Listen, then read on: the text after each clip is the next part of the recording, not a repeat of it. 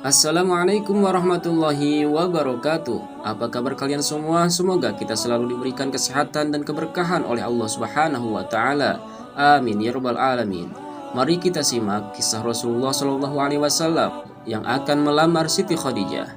Diceritakan Abu Thalib setelah mendengar kepastian dari Siti Khadijah melalui istrinya yaitu Siti Sophia. Di keesokan harinya, tepatnya di waktu pagi, Abu Thalib beserta saudara-saudaranya, mereka semua bersiap-siap untuk berangkat ke rumah ayahandanya Siti Khadijah, yaitu Pak Khuwailid. Setelah rapi semua, mereka semua pun bergegas menuju ke rumah Pak Khuwailid.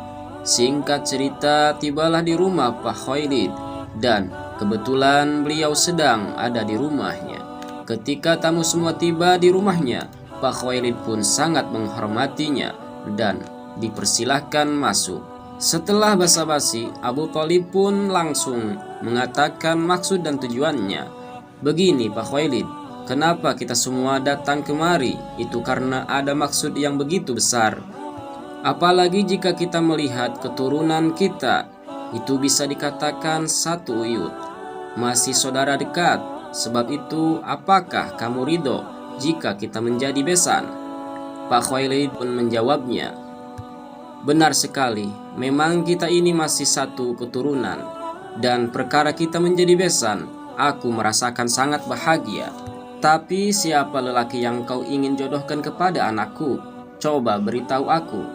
Abu Thalib pun langsung memberitahukannya. Lelaki itu ialah Muhammad bin Abdullah, ibunya Siti Aminah.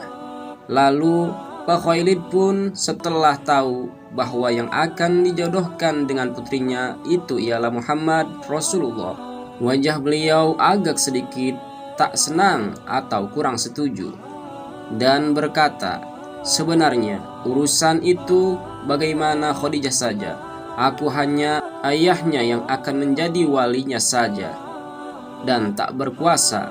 Tapi yang aku tahu, Khadijah itu orangnya pilih-pilih, tidak sedikit yang mendatanginya, orang-orang kaya dan tampan, tapi tak ada yang terima satupun, apalagi pangkat Muhammad yang tak punya apa-apa.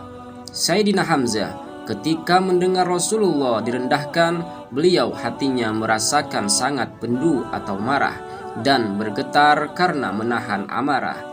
Sambil berkata, kenapa kamu berani sekali bicara itu kepada putra saudaraku? Kamu kira aku silau denganmu dan aku tak takut denganmu? Berani sekali kau menghinanya. Ketika itu, Sayyidina Abbas langsung menenangkan Sayyidina Hamzah. Sudah lebih baik sekarang kita kembali pulang. Biarkan saja orang yang menghina kita, nanti juga ada balasannya. Lalu mereka semua kembali pulang tanpa berpamitan. Pribumi hanya bisa terdiam, tak keluar sepatah kata pun. Kita tunda kisah yang sedang kembali pulang dan kita kisahkan Siti Khadijah. Dikisahkan Siti Khadijah di waktu itu mendapatkan kabar dari salah satu sahayanya bahwa ayahandanya tidak menerima lamaran dari Abu Thalib. Seketika beliau merasakan sedih, tak terasa meneteskan air mata sehingga membasahi kedua pipinya. Lalu Siti Khadijah memberikan perintah kepada jariyahnya, cepat kamu panggil Pak Warko dan beritahu bahwa aku sedang sakit. Singkat cerita, Pak Warko pun tiba di rumah Siti Khadijah dan bertanya, ada apa wahai Khadijah? Ada masalah apa? Coba beritahu paman. Wahai paman, aku sedang merasakan bingung. Pada siapa lagi aku meminta pertolongan? Wahai Khadijah, sudah, kamu jangan menangis lagi. Paman sudah paham dengan keadaanmu. Kamu itu ingin segera mempunyai suami, tapi kenapa suka menolak yang mendatangimu untuk melamarmu? Iya paman, tapi aku menginginkan orang Mekah. Iya, kan banyak yang mendatangimu seperti Pak Syaibah, Pak Abu Jahal, dan Pak Akbah, bahkan Pak Silah, dan mereka semua orang-orang Mekah. Tapi kenapa salah satu dari mereka tak ada yang diterima? Memang mereka semua orang-orang Mekah, jawab Siti Khadijah. tapi banyak aibnya. Memang apa saja aibnya, kata Pak Warkoh. Coba ceritakan kepada paman. Lalu Siti Khadijah pun mengatakan, kalau aibnya Paman Syaibah, dia suka saudon dan suka bicara yang tak ada manfaatnya.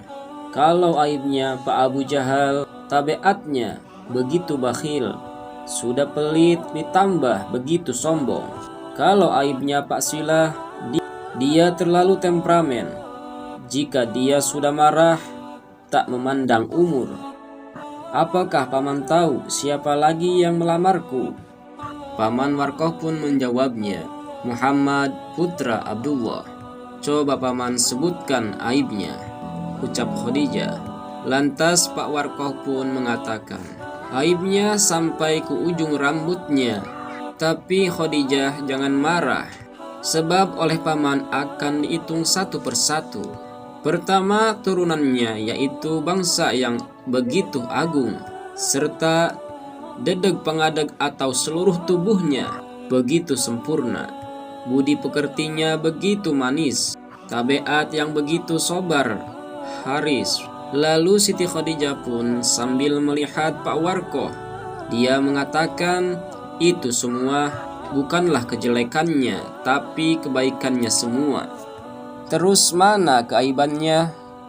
Pak Warkoh pun mengatakan kembali, jika kamu kekeh ingin mengetahuinya, baiklah paman akan mengatakannya lagi. Tapi awas, jangan marah kepada paman. Begini, dia mempunyai wajah bagaikan bulan purnama dan dagunya bagaikan bunga eros. Tubuhnya selalu wangi lebih kasturi. Siti Khadijah pun bingung dan berkata, tuh kan, katanya ingin mengatakan keaibannya atau kejelekannya, tapi buktinya kebaikannya semua, keistimewaannya semua. Ya sebenarnya banyak aibnya, tapi belum diketahui. Sudah pokoknya jika jadi istri beliau akan menyesal, karena beliau mempunyai wajah yang begitu tampan, disiram dengan kemuliaan dan bijak akhlaknya. Siti Khadijah kembali berkata, disuruh menyebutkan aibnya malah kemuliaannya lagi. Pak Warkoh pun langsung berkata, ya memang begitu, karena siapa yang menemukan keaiban atau kejelekan pada diri Muhammad? Andaikan dicari-cari sampai teliti, tetap saja ketemunya adalah kebaikan, kemuliaan. Ini juga bukan hanya kata paman, tapi setiap orang pun pasti akan mengatakan sama seperti paman.